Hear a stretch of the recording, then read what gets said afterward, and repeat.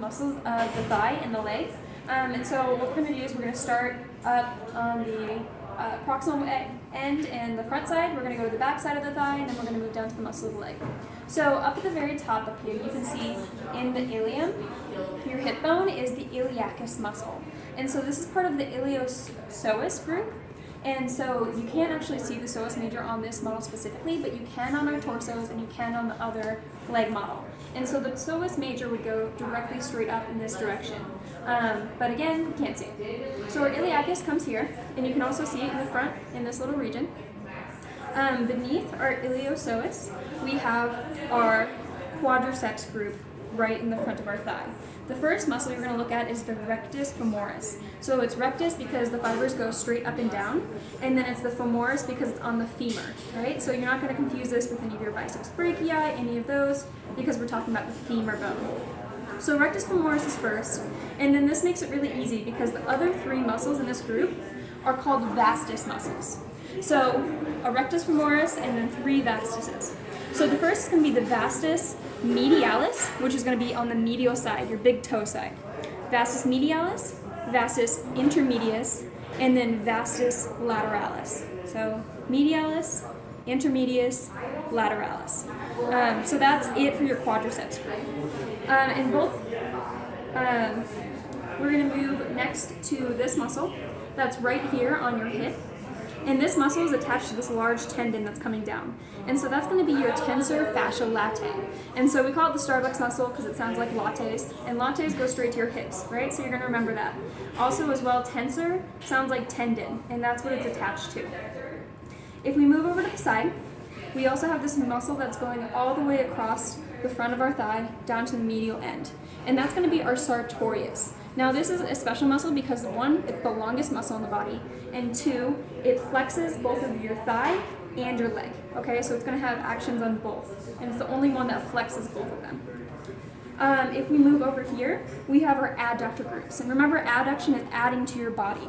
So our first adductor is going to be the adductor longus, which is this one right here, and it kind of sticks up. Our next is the adductor magnus, and you can see this in two locations. First, up here, and then another down here. So both of these spots are showing the adductor magnus. So adductor longus, adductor magnus. Now our third adductor is the adductor brevis for short, but it's deep to these muscles so you can't see it on the models. That's why it has an asterisk on your table. Our next muscle we're going to look at is the gracilis, which is located right here on the medial portion of your thigh. And that's also going to be an adductor as well as for rotation. So as we move to the back of your thigh, we're going to see some different muscles. So let's start up at the proximal end. So this is our gluteus maximus, right? Our gluteal muscles, our glutes. And if we go underneath our gluteus maximus, we have... Will. Sorry. We have our gluteus medius, which is this one right here. And then beneath this, deep to it, is our gluteus minimus. So our gluteus minimus, we can't see as well. So that's another muscle we can't see on the models. Our next muscle we'll look at is this one right here. And this is our piriformis. And it's located right at the top of our sciatic nerve. So you can see it peering over the sciatic nerve, and that's how I remembered that one.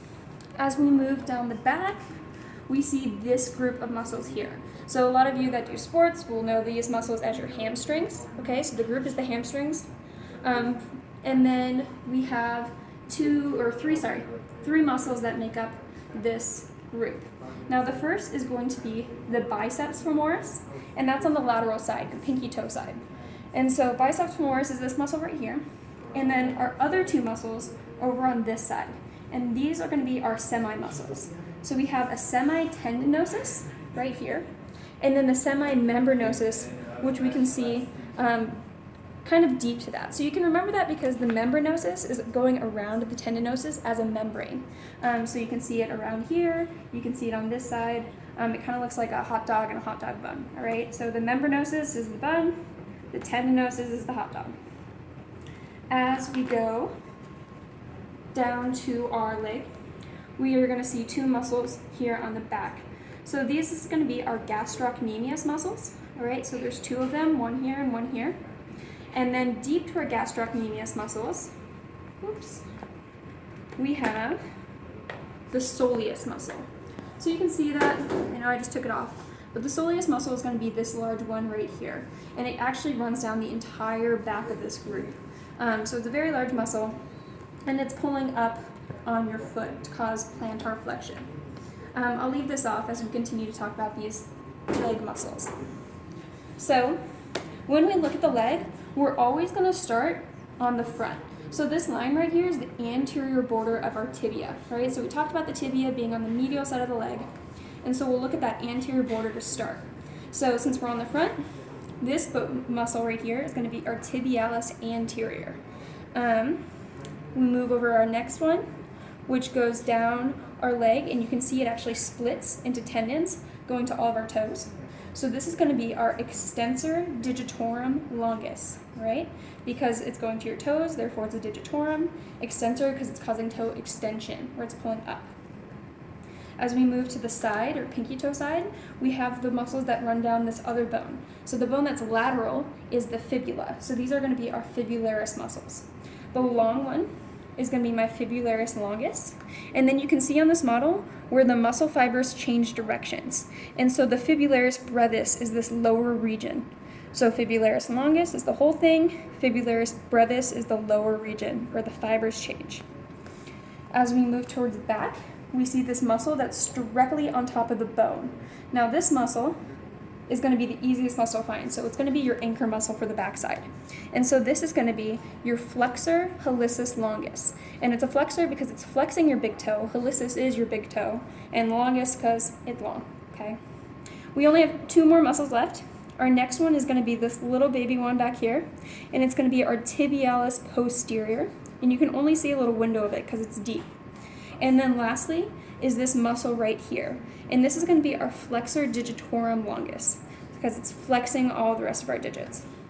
So that is it for our leg model. Hopefully you guys can study this video and learn the functions based on the directions in which they're pulling. Good.